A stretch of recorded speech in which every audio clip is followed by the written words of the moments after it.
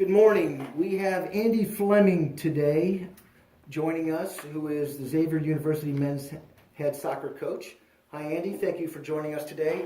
We wanted to talk to you a little bit about an event that is near and dear to your heart called the Down Syndrome Awareness Classic to benefit Devin's team. What is Devin's team and how did it start? Devin was born in May of 2011, and one of the first things they do is they send some type of, I would say, counselors or support staff over to the house to kind of help you adjust and acquaint you with what lies ahead. And one of the first interactions we had, they mentioned, we have an opening for a development person at the Down Syndrome Association. And my wife Amy does development, and within a couple of weeks she was working there.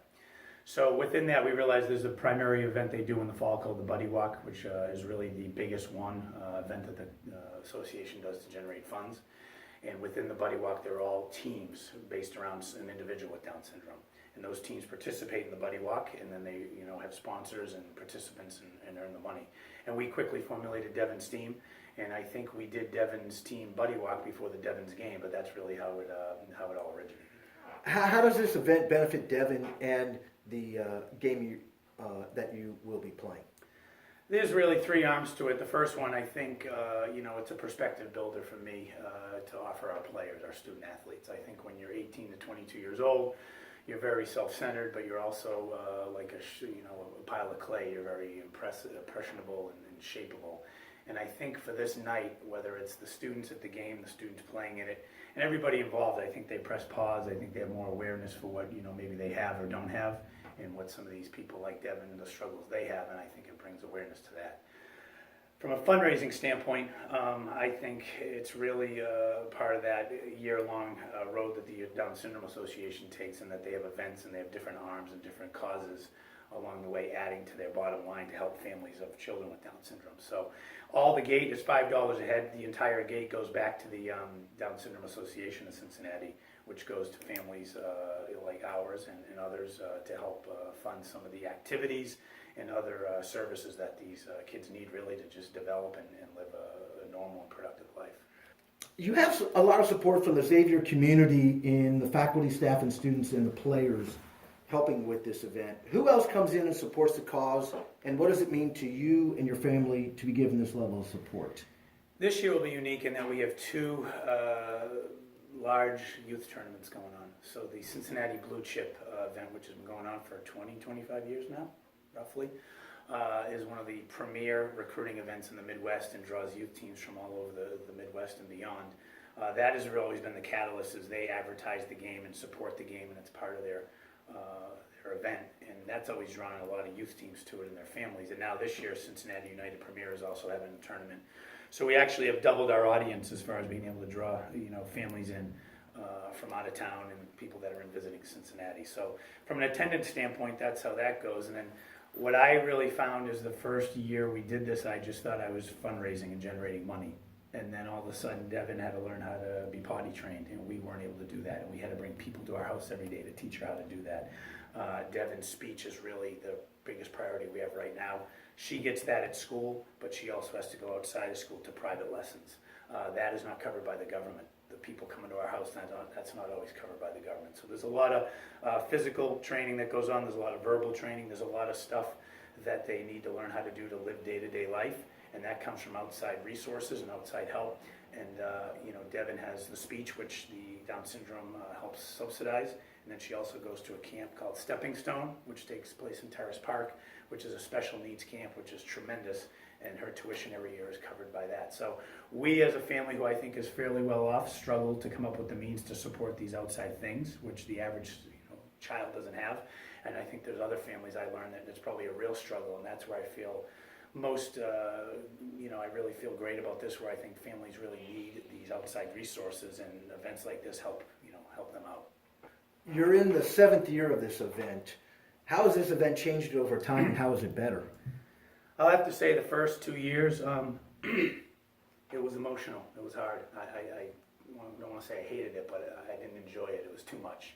It was, boy, your daughter is different. This is hard. Everybody kind of felt bad. I felt bad for her. I kind of was sad. And then I felt myself the last 2 or 3 years, Amy and I really just kind of embracing and enjoying it, and we celebrated Devin, and we celebrated the normalcy and how great she is and how grateful we are she is in our lives. And I'm not going to say early on we weren't grateful, but it was just a lot, and we were still, it took a couple of years to really digest all of this. So that's the first part, and then the thing I really enjoy the most is it's become a staple in the community. I think a lot of people in our neighborhood, a lot of our classmates come with their parents, and a lot of people who play with my son and former players and on campus, and really I think people look forward to it and they expect to be there. And it's really become a normal part of the spring fabric or our annual schedule that we participate as a team, as a family, and I think within the soccer community too. This year you're taking on St. Louis University, which has a very traditional soccer history in the collegiate arena. What goes into choosing your competitors, and do you feel they understand the impact this game has on you and your family? Yeah, St. Louis, 10 national championships, storied past. They have a brand new coach, Kevin Kalish, who just started probably around February. So they're a great opponent. I try to get a national name. I try to get someone from a little bit out of the immediate area. We've been fortunate enough to have the likes of Akron, Notre Dame, Northwestern, so on and so forth. So I try to bring somebody in. We are limited because the NCAA does not allow you to fly for spring games. And there is a bit of a travel restriction where we can't really draw somebody from probably the Northeast or the South, and probably St. Louis is as far west as we go. So there is a bit of a waiting list. Michigan State came in a couple of years ago, and people ask about it now, and I've been fortunate enough where people want to come to it. So that's interesting with it. And then I think these opponents have all been great in their own regard. Caleb Porter, who used to coach at Akron, celebrated, coach in this country the very first year. He volunteered to come and he bought 100 tickets, which really was a great gesture. Bobby Clark, I remember he brought Devin over. The former Notre Dame coach had him sit on his lap on the bench, and his own grandfatherly personality that Bobby has looked after her. And then I remember Northwestern actually played us in the fall one year, and having worked for Tim and being a former assistant there, they showed up at the Buddy Walk with their team, which I thought was really special. And Damon Rensing, who coaches Michigan State, he has a brother-in-law who's 35 with Down syndrome. So he was an honorary captain in the game with Devin, and I thought that was a neat touch. And then last year, Jim DeRose and Bradley came in, and they had a card that everybody signed for Devin. Their parents took some money and wrote a check for Devin's team, and they gave her a Bradley shirt. And as recent as 3 or 4 nights ago, Devin wore it to bed. And it was really a nice gesture, and I thought they've all embraced it and been comfortable with it and made it more than just them coming to play us. How does this event foster character in your Xavier soccer team? Have there been any pronounced or influential changes you've witnessed? I think it's become very normal. I think the freshmen are always a little hesitant around Devin and kind of just not really quite sure how relaxed or laid back they should be with her. And then I enjoy seeing each year they kind of gradually progress into like, hey, Devin's a good kid, and I have fun with Devin, and it's all normal to us. And I think they grow to really enjoy playing in the game. I remember last year a guy was injured, and he said, I'm really bummed out because everybody loves playing in this game. And I think that is the one thing, and then the other thing is they affectionately have come to know it as Devin's game, and they call it Devin's game. And they say, who are we playing in Devin's game this year? And that really struck a chord with me the first time I heard that, because it really is her night, and the guys look at it that way. And then the final piece with that, whether it's men's basketball, baseball, track and field, the women's soccer team, we have over 200 student athletes attend the Buddy Walk and participate. And I always feel for those 2 hours when they do that every September that their eyes are open and they press pause and they really are kind of a little more aware and worldly in how they look at things and what they have. And I think for me as a coach, like I said, the reason Xavier University is there is to develop young men and young women. And I think I had a great platform when Devin was born. I realized I can really take this and use it to help other people. The game is Saturday, April 21st at the Xavier Soccer Complex. Where can folks go to buy tickets? The tickets really primarily be sold at the game, at the gate. It's $5 a head. If you go to goxavier.com and you contact someone in the ticket office, there is a link we're going to establish where you can get them ahead of time. That is yet to be, that's not public yet. That's not up and running yet. But I think the Xavier ticket office or the men's soccer office are probably the 2 places you want to hit in advance.